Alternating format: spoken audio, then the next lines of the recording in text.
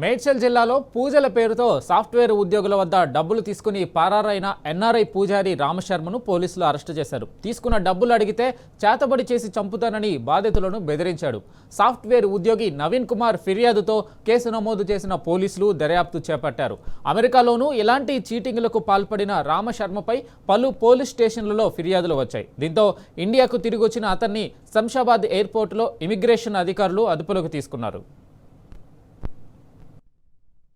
Police station లో 29 April 2025 నాడు Naveen Kumar president of Pragathi Nagar ఈయన కంప్లైంట్ బేసిస్ మీద ఒక కేసు రిజిస్టర్ చేయడం జరిగింది. 430/2025 FIR number under section 316 class 2, 318 class 4, 351 class 2, 3 class 5 BNS అంటే cheating and criminal breach of trust sections కింద ఎఫ్ఐఆర్ చేయడం జరిగింది. దీంతో ముగ్గురు నేరస్తులు ఉన్నారు.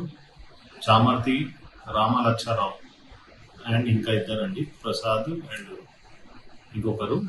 దాంట్లో ఈ తను